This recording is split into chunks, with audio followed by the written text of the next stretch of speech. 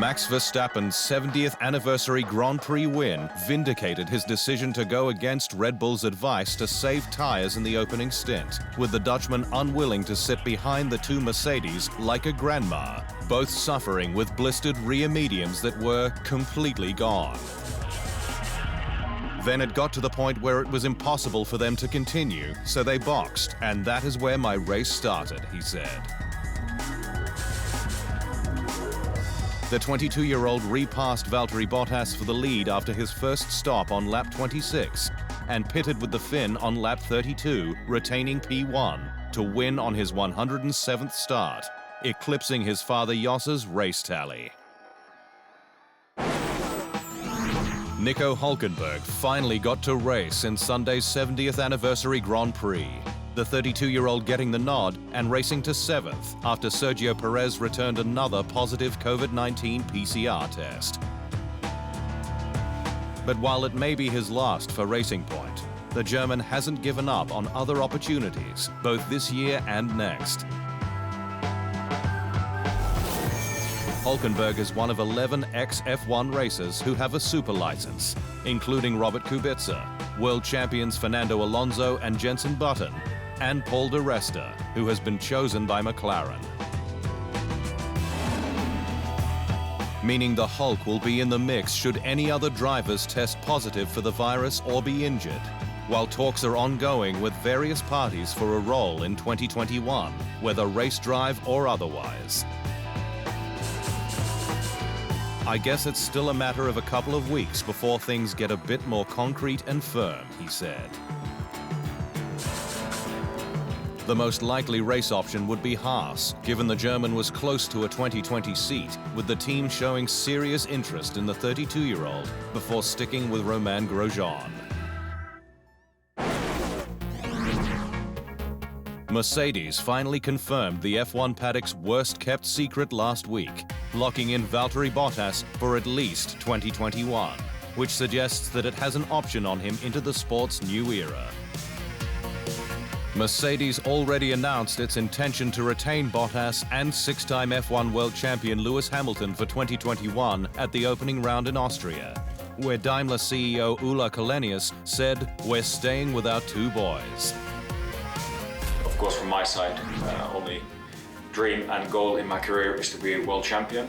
And again, this allows me to, of course, still fighting for it this year, but it means next year I will have an opportunity too. So really pleased, really happy.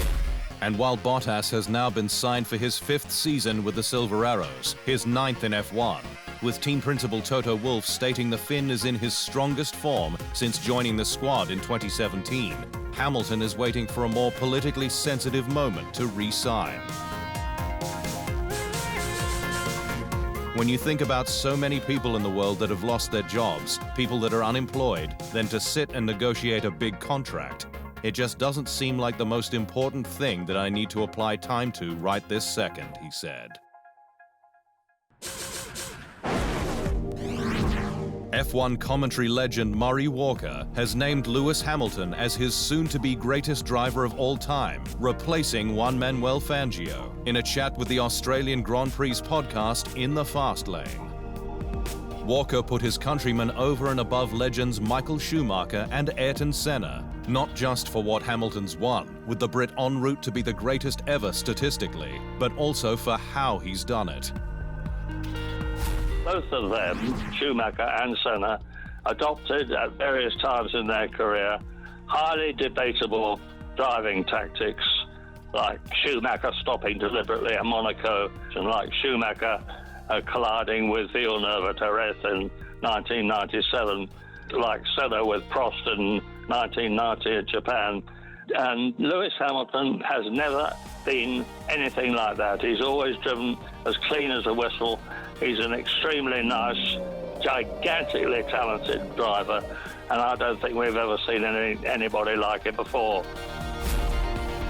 The now 96-year-old also didn't hold back when asked how he would have commentated on the British Grand Prix following Hamilton's last lap tyre blowout, one that ended with the Mercedes driver limping home on 3 wheels to his 7th win at Silverstone. I would have gone absolutely bananas through the roof of the commentary box, I think, because it has to be one of the most exciting finishes of all time when you think about it. Lewis coasting home to victory, and then all of a sudden he looks as though he's coasting home to nowhere. Ferrari's F1-related financial loss due to the COVID-19 pandemic will be in the high tens of millions of dollars, with a reduction in races meaning lower revenues from the sport and related sponsorships. Ferrari CEO Louis C. Camilleri reported that the Prancing Horse's overall second quarter results were weak across all key metrics, in line with its expectations, but that its F1 program will be the biggest hit it will face in terms of its balance sheet. It's clearly in the high tens of millions in terms of the hit. We'll see in terms of next year, it should be better because hopefully by next year we'll be back to a full race schedule and we will get the necessary revenues in terms of sponsorship and from the commercial rights.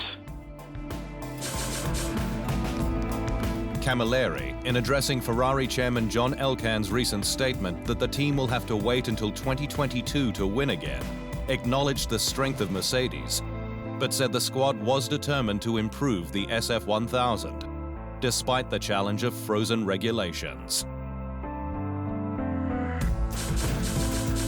I can assure you that the team is working day and night to improve the car, and that somehow addresses the cost impact. Although we have to recognize that many elements have been frozen by the regulators and the regulations that were put in place given the economic uncertainty resulting from the COVID pandemic.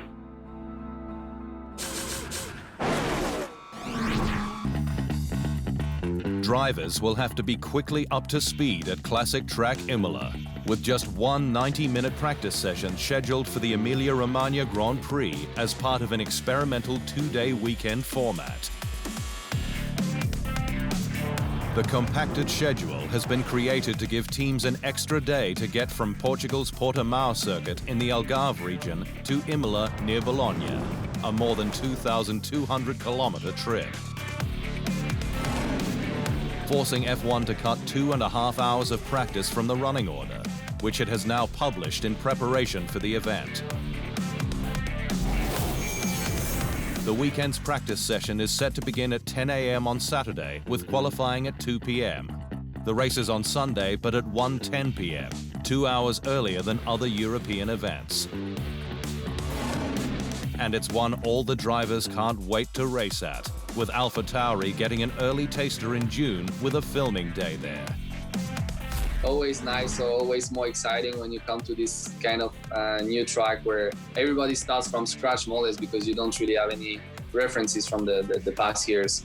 And yeah, you know, when you're talking about especially Imola, for me is my favorite one. Mercedes has ruled out its innovative DAS system as a contributing factor in its British Grand Prix tyre punctures, with the team believing debris from Kimi Raikkonen's broken front wing was the central cause. Allied to Pirelli's findings that included a long 40-lap final stint and high wear and maximum stress from the biggest forces on tyres generated by the fastest F1 cars in history. There's a few reasons behind that. First of all, it wasn't used any time really towards the element of the failure. In fact, it was used really towards the early stage of the races, and that's it. Next, Sainz also experienced a failure, and clearly they're not running a DAS system on their car. Mercedes' Black Arrow may have been the sport's fastest car since July's season opener, but F1 2020 developer Codemasters has been almost as swift in releasing a patch this month for fans to race the new look. Mercedes initially had just 24 hours to make the call on the livery change, with the cars needing to be prepared for Austria. But the reaction to the news at Codemasters was just as rapid. instantly, one of our vehicle artists, he's the most conscientious guy you'll ever meet. He'd literally just taken every piece of imagery he could find and created the livery as best he could before we'd even got official reference. You know, so we had a black Mercedes up and running within a 24-hour period.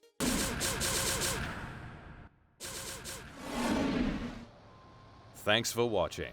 To stay up to speed on all things Formula One, make sure you hit the subscribe button.